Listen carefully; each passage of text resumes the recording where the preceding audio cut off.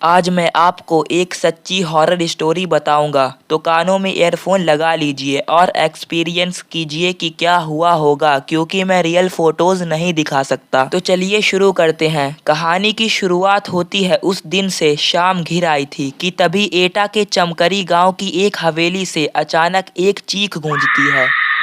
आवाज किसी लड़की की थी। वो कहती है, मुझे हवेली से मत निकालो, ये मेरा घर है, वरना मैं तुम सबको बर्बाद कर दूंगी। कोई कुछ समझे इससे पहले एक और चीख गूंजती है, मगर इस बार चीख में मौत की तकलीफ भी घुली हुई है। पानी पानी कहराने की आवाज के साथ कोई लड़की पानी मांगती है। ये वाकया कहीं और होता तो शायद कोई ना कोई मदद के लिए आ भी जाता, मगर इस गांव में हर कोई डर से सहम सा जाता है, क्योंकि पिछले कई सालों से ऐसी चीखें इस हवेली से निकलती आ रही हैं और लोग कांपते हुए सुबह का इंतजार करते हैं। इस हवेली के मालिक सत्येंद्र तोमर कहते हैं कि यहाँ पहले सब ठीक था, लेकिन धीरे धीरे ये दिक्कत बढ़ती गई। यहाँ घुंघरुओं की आवाज सुनाई देती थी, नाचने की आवाजें, इस तरह की प्रॉब्लम क्रिएट होती रही। तांत्रिकों को बुलाया गया, कभी कभी आवाजें आती, आपको घर छोड़कर जाना पड़ेगा, ये मेरा घर है। इस तरह से हम लोगों को डर लगने लगा। हम लोग खौफ के साए में जीने लगे, लेकिन सवाल ये था कि कौन है ये लड़की और इसका इस घर से क्या रिश्ता है। क्यों दिन ढलते ही इस हवेली के पास से होकर गुजरने वाले रास्तों पर कब्रिस्तान सा सन्नाटा पड़ जाता है और एक अजीब अनमनी सी लड़की इस हवेली के आसपास भटकती दिखाई देती है। कभी झरोके से झांकती तो कभी हवेली की छत से टकटकी लगाए दूर किसी मुसाफिर का इंतजार करती जिसने उसे गौर से देखा है। बताते हैं कि उसकी नजरें बर्छी की तरह कलेजे को चीरती सी लगती हैं, मगर कभी इन्हीं नजरों के दीवाने थे लोग। वो जहां खड़ी होती थी उसी के आसपास खड़े होकर लोग उसका दीदार करना चाहते थे। जिस घर में वो रहती थी उसकी खिड़की पर लोगों की नजरें टकटकी लगाए रहती थी, इंतजार करते थे लोग कि कब खिड़की खुले और उसका दीदार हो। ऐसा जलवा था रमिया का। इस हवेली के आसपास रहने वाले बुजुर्ग बताते हैं कि इस हवेली में से एक खूबसूरत सी लड़की निकलती है। जब वो उसके पास जाते हैं तो वो गायब हो जाती है। आज इस कोठी में जिंदगी और मौत दोनों का बसेरा है। दूसरी हवेलियों की तरह ये खाली नहीं है। यहाँ गुजरे दौर की तवाइफ रमिया की रूह रहती है और इस कोठी के मालिक भी। मगर मौत के साए में लगातार सांस लेती इन जिंदगियों पर क्या गुजरती है, ये बताने के लिए काफी है कई लोगों की मौत होना, क्योंकि इस हवेली ने अब तक कई अपनों को खो दिया है। हद तो ये है कि इस हवेली के बच्चे भी शैतानी करने या चहकने से पहले सोचने लगे हैं। इस हवेली में आज जितनी भी जिंदगियां बाकी बची हैं, उनके चेहरे पर जिंदगी का कोई नामो निशान नजर नहीं आता। एक खूबसूरत मगर खौफनाक चेहरा उन्हें लगातार नजर आता रहता है, एक टक घूरता हुआ, शायद ये पूछता हुआ कि इतने लोगों की मौत के बाद भी क्या हिम्मत बाकी है यहाँ रहने की। मगर रमिया आखिर क्यों इंतकाम की आग में झुलस रही है? क्यों उसे मासूम बच्चों पर भी तरस नहीं आता? क्या हुआ था उसके साथ? रमिया बाई, उसकी पायल जब झनकती थी तो लोग दीवाने हो जाया करते थे। हर हवेली का मालिक ये सपना पाला करता था कि एक दिन ये घुंघरू सिर्फ उनके लिए खनकेंगे। बात करीब 2 साल पुरानी है, जब रमिया इस हवेली में मुजरा किया करती थी। रमिया के दीवानों के फहरिस्त में इस इलाके के 2 सगे भाइयों का नाम का शुमार हुआ करता था, जो तकरीबन हर शाम उसी के पास गुजारा करते थे। मगर रमिया उस बला का नाम था जिसकी खूबसूरती और हुनर के आगे क्या रिश्ते और क्या नाते पल भर में बिखर जाते थे। और यही हुआ उन दोनों भाइयों के साथ भी। रमिया को लेकर दोनों भाई इस कदर जज्बाती हुए कि एक दूसरे की ही जान के दुश्मन बन गए। और जब रमिया ने बेकाबू हालत काबू करने की कोशिश की तो गुस्से से लहराता एक खंजर रमिया के ही शरीर में उतर गया। दरअसल ये कहा जाता है कि दोनों भाइयों की लड़ाई में रमिया बीच बचाव करने आ गई थी। वो चाहती थी कि दोनों में खून खराबा ना हो, लेकिन हुआ इसके ठीक उल्टा। खून तो हुआ, लेकिन उन 2 भाइयों में से नहीं बल्कि रमिया का, जिसका कोई कसूर नहीं था। अगर कोई कसूर था तो वो उसकी खूबसूरती, दीवानगी और उसकी मचकती कमर और बलखाती चाल। इस पर वहाँ से 7 कोस दूर तक वाले भी खींचे चले आते थे। लेकिन आज उसी खूबसूरती पर दो भाई ऐसे टूटे कि आपस में ही भिड़ गए और खंजर रमिया के सीने में घुस गया। वो खंजर बहुत गहरा जख्म छोड़ गया था। जिंदगी की सांसें उसकी टूटी हुई पायल के घुंघरुओं की तरह बिखर गई। मौत दस्तक दे चुकी थी और फिर रमिया के साथ ही नाच गाना मस्ती ठटोला सब कुछ खत्म हो गया। लेकिन ये मौत इस हवेली पर बहुत भारी पड़ी। वक्त बीतता गया मगर उसकी यादें कभी धुंधली नहीं पड़ी। पड़ती भी कैसे, क्योंकि रमिया ने तो इस हवेली को छोड़ा ही नहीं था। वो आज भी लोगों को नजर आती है, मगर गाती गुनगुनाती हुई नहीं, बदहवास घूमती हुई। याद करती उन सुनहरे दिनों का कि जब एक महफिल उठती नहीं कि दूसरी सजाने को बेताब लोग वहां पहुंच जाया करते थे। फर्क सिर्फ इतना है कि 2 साल पहले इस डेवड़ी से निकलता हर कदम मस्ती से झूमता हुआ निकलता था, मगर आज यहाँ से लाशें निकलती हैं।